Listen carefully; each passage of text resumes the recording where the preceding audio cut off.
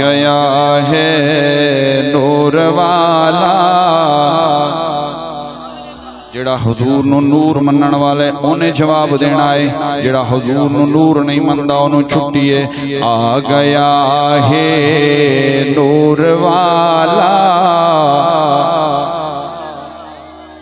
تسی پچھلے منکر بیٹھے ہو اچھی پڑھو اللہ دے بندے آ گیا ہے نور والا ظلمتانوں مٹان والا آ گیا ہے نور والا آ گیا ہے نور والا ظلمتانوں مٹان والا ظلمتانوں مکان والا آ گیا ہے نور والا اچھی پڑھنا ہے ہاتھ کھڑے کر کے پڑھنا ہے میں نعت خان تا نہیں بن سکتا قبلہ احتشام چشتی صاحب تا نہیں بن سکتا پر کوشش کروں گا جو بھی میرے کولے میں تھونوں سناواں آ گیا ہے نور والا آ گیا ہے نور والا ظلمتانوں مکان والا ظلمتانوں مکان والا درد وڈانا درد وڈانا ماڑیاں دے درد وڈدا ماڑیاں دے روندیاں نو ہسان والا روندیاں نو ہسان والا آ گیا ہے نور والا آ گیا ہے نور والا ظلمتانوں مکان والا بن گئی ہے تاجور تو بن گئی ہے تاجور تو ہن حلیمہ غم نہ کر تو ہن حلیمہ غم نہ کر تو تیرے ویڑے ہچ آ گیا ہے تیرے ویڑے وچ آ گیا ہے تیرے ویڑے وچ آ گیا ہے تیرے دکھڑے وڈان والا تیرے دکھڑے وڈان والا آ گیا ہے نور والا آ گیا ہے نور والا ظلمتانوں ظلمتانوں مکان والا اکھ جدوں مصطفیٰ نے کھولی اکھ جدوں مصطفیٰ نے کھولی آمنہ پاک ہنس کے بولی اکھ جدوں مصطفیٰ نے کھولی اکھ جدوں مصطفیٰ نے کھولی آمنہ پاک ہنس کے بولی آمنہ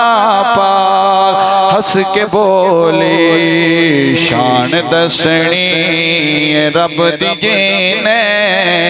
شان دسنی رب دی جینے آ گیا ہے وہ شان والا آ گیا ہے وہ شان والا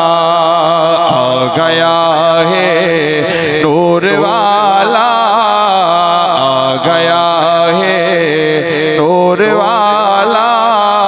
ظلمتانوں مٹان والا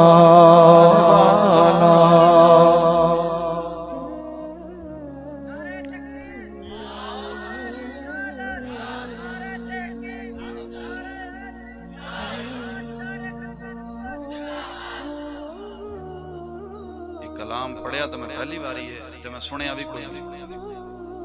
ابن سن کے یاد کر دینا کسی دی طرز تے کسی دی کٹ، تقریباً کوشش ہوندی ہے جیڑی طرز اپنی ٹوٹی بجی ہے وہی بیان کرو۔ بہرحال اللہ تبارک و تعالی دے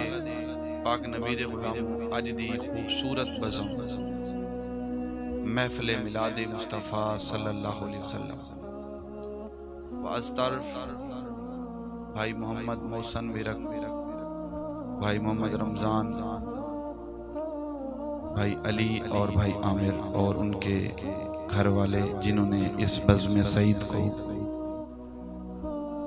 ہمارے اور آپ کے لیے بخشش اور نجات کے اللہ تبارک و تعالیٰ کے ہاں حاضر ہونے کے، اللہ تبارک و تعالیٰ کے محبوب سرخرو ہونے کے مواقع بنائے، یقیناً یہ خوبصورت جو محفلیں ہیں یہی کل بروز قیامت ہمارے لیے بخشش و نجات کا ذریعہ بنیں گی۔ رسول اللہ صلی اللہ علیہ وسلم کی حدیث مبارکہ ہے کہ جو بندہ جس جگہ پر جو فعل اور عمل کرے گا کل بروز قیامت وہی جگہ اس کے لیے گواہی پیش کرے گی، وہی گواہی پیش کرے گی جس نے نیک کام کی ابتدا کی، اللہ تبارک و تعالی اس کو اس نیک کام کا صلہ عطا فرمائے گا۔ اور جس جگہ سے وہ ابتدا ہوئی، جن جن لوگوں نے اس کے اوپر عمل کیا، رب ذوالجلال اس نیکی کی ابتدا کرنے والے کے برابر جتنا عمل کرنے والوں کو ثواب عطا فرمائے گا، اللہ تعالیٰ اس کو بھی اتنا ہی اجر عطا فرمائے گا۔ تو ہم یہاں پر آئے بیٹھے جتنا بھی وقت ہم گزاریں تو ہماری زبانوں پر یا تو اللہ تعالیٰ کا ذکر ہونا چاہیے یا پیارے مصطفیٰ کریم صلی اللہ علیہ وآلہ وسلم کا درود و سلام ہونا چاہیے۔ اللہ تبارک و تعالیٰ نے قرآن مجید فرقان حمید کے اندر ارشاد فرمایا محمد الرسول اللہ، کہ محمد صلی اللہ علیہ وسلم اللہ کے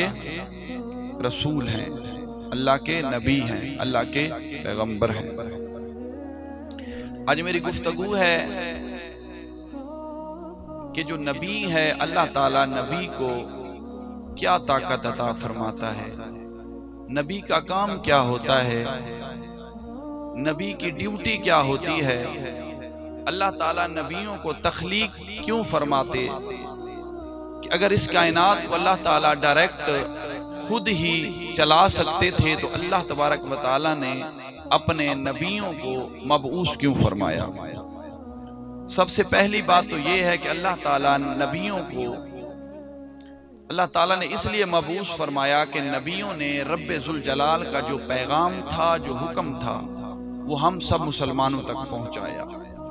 اللہ تعالیٰ کے جو شریعت تھی، جو قوانین تھے،